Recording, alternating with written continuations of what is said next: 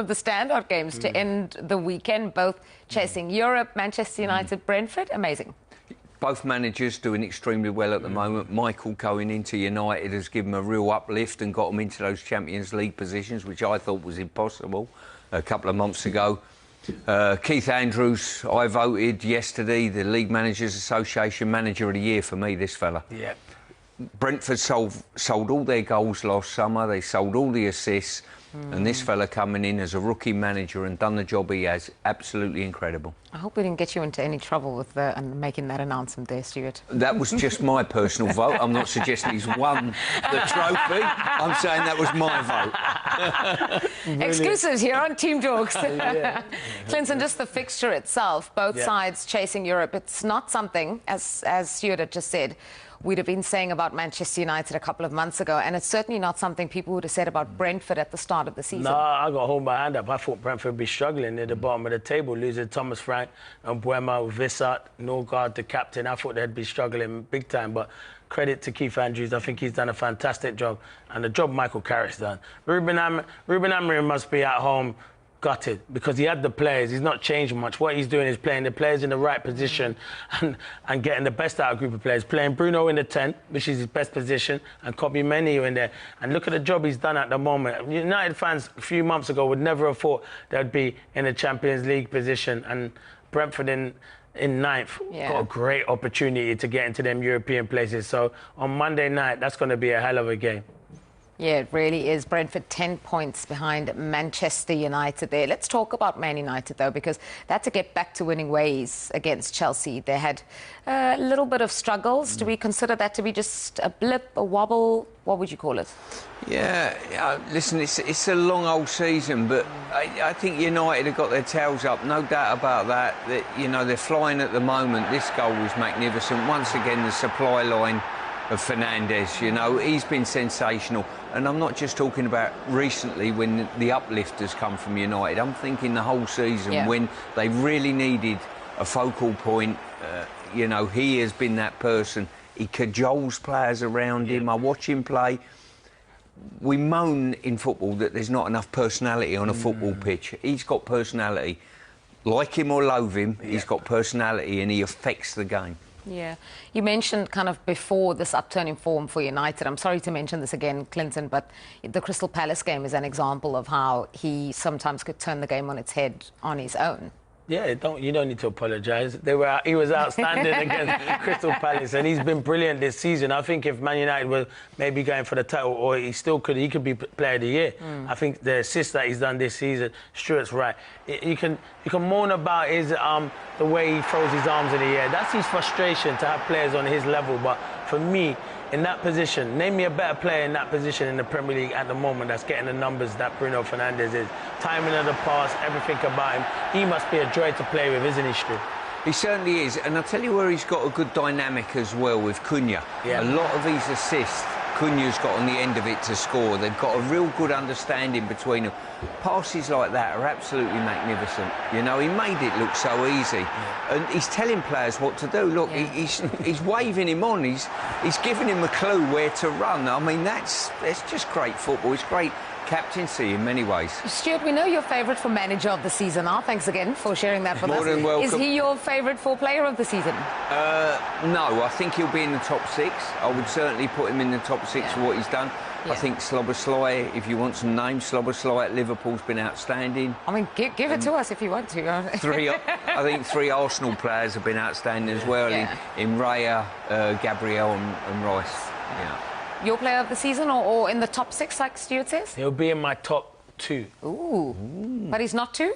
He might be 1, he might be 2. I'm not giving exclusives. I've told to keep my mouth closed. I'm an open book, see? he gives nothing away. I thought you were going to get the lyric, top 2, but I'm not 2. No, to be fair, he'd be in the top 3. I think it's out of him, Rice and Gabriel. And David Raya, I understand, top 4, but I think him, Rice or Gabriel would be one of mine. So what stands out there is 18 assists. He's too shy of the record held by Thierry Henry and Kevin De Bruyne. Do we see him breaking that this season with 5 games left?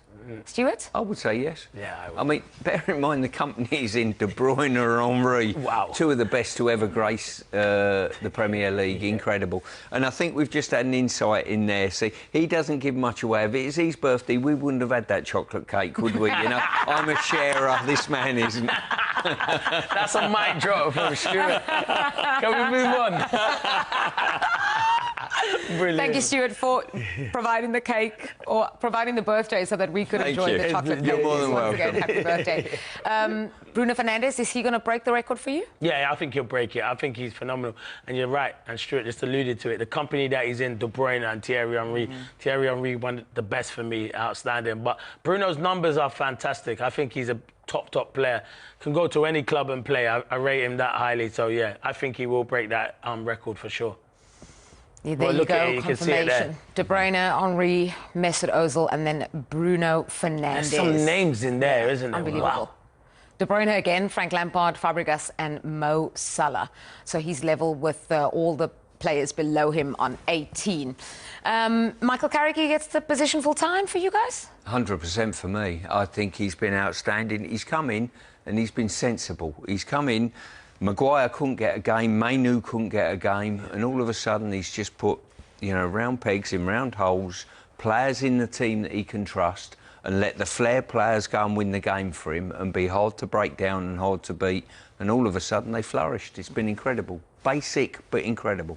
I want to move on to Brentford now and just, you know, talking about managers who've done well. We've already said Keith Andrews and given him plaudits for the job that he's done, but it could be even better. They could go on to get European football.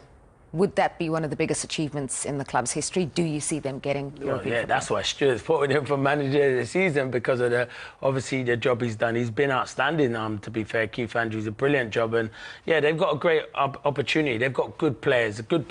And in particular, Thiago, I think he's been outstanding for them this season. Scoring the amount of goals he scored, Thiago, with the injury he's had previously, has been brilliant. And that is a manager getting the best out of Thiago as well. But look at this record for Andrew.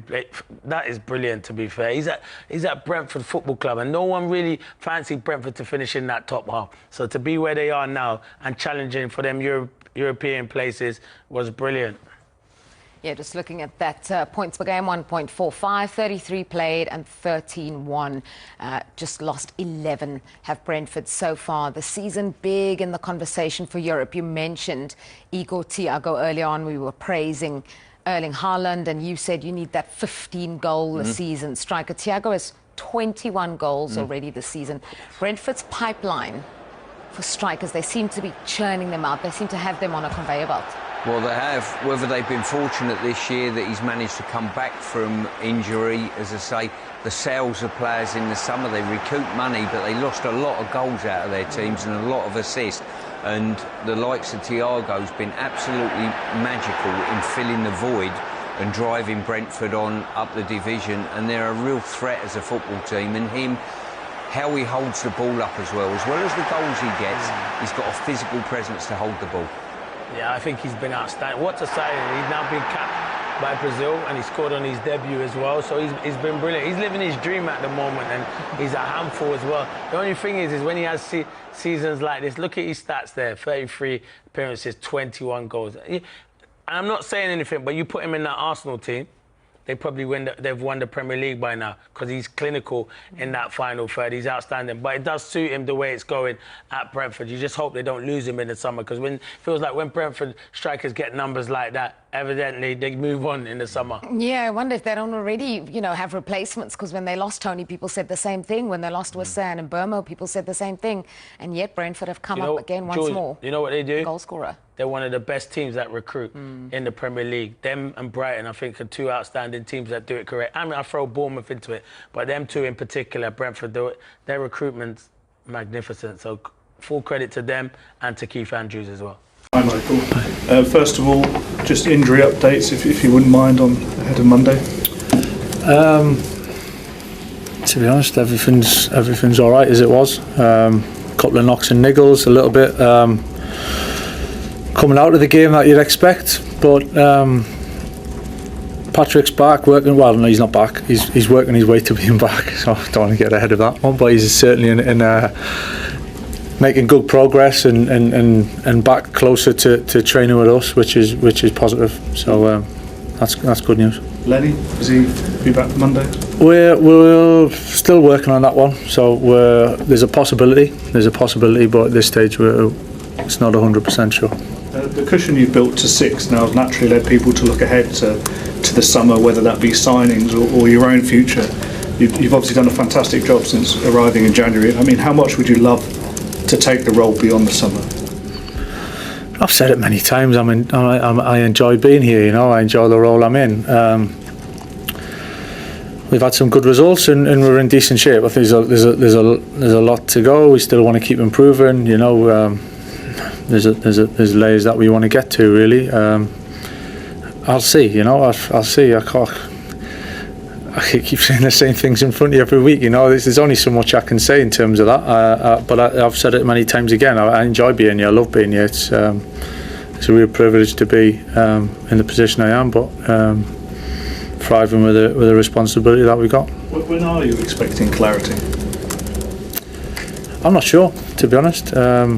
And it's genuinely it's not something in terms of deadlines that I'm really chasing. I think it'll become clear when it's going to become clear, and I'm here at the moment to help the team and help the club get results. And at the moment we're doing all right. We're doing all right. We can keep pushing and getting better. So really, that's genuinely all I'm focused on right now. Afternoon, Michael. You talk about enjoying the role so far. I know there's a lot of football to go as well, but so far, what have you enjoyed most about your return so far? Being a player for so long, has any part of the job surprised you? I don't necessarily think surprised. Kind of been here for quite some time and seen quite a lot. Some ups and some downs, so you kind of experience helps you a lot in situations, you know. So I wouldn't say being surprised by it. Working with the players is what I enjoy, you know, and that's a big kind of passion of helping them develop and ultimately getting results and sharing with the supporters. You know, when you get important wins and big wins and you have moments to enjoy them moments, it's what we're all here for, right? In the end, so you've got to make the most of them as well. Just on terms of the job long term, when it is brought up outside the walls of Carrington, skeptics kind of bring up Ollie's time at the club in terms of comparisons to your term at the moment. Just wonder your thoughts on that comparison, but also do you find maybe that discussion sometimes disrespectful to maybe your own development as a coach over the last few years, but also to a good friend in Ollie as well? I don't think it's disrespectful. I think I've got the utmost respect for him. He's a close friend of mine, so and I worked closely with him when he was here. So I was quite attached to that, and I thought we did a lot of good things really, and became close. And in the end, obviously, it changed and it went a different direction. That's football. I think comparisons you could compare to all sorts of different situations and managers and coaches and teams over the years. It just depends on what you want to choose to compare, but it's irrelevant really. It really is, and that's not a negative or a positive. It doesn't really have any link at all. I think we're a different team now, irrespective of me, who's in charge. It's a different team. It's a different time. So I don't really think comparisons literally make any difference at all. Can I ask you about Bruno? He's many people's favourite to be player of the season, and in terms of his attacking stats, he's a mile ahead of pretty much everybody else in terms of goals created, certainly. So I'm just wondering, in terms of if you can explain to us, since you've been in here when it all seemed to change, exactly what you've facilitated or the club's facilitated to push him to those levels again. Well, certainly personally, I think giving Bruno the platform to go and perform, like all the players, you know, I think we try to create the structure and a team set up really to try and bring out the best of everyone within that.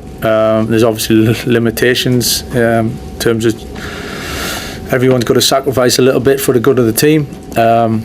But for me, I like seeing Bruno in attacking positions with a little bit of freedom.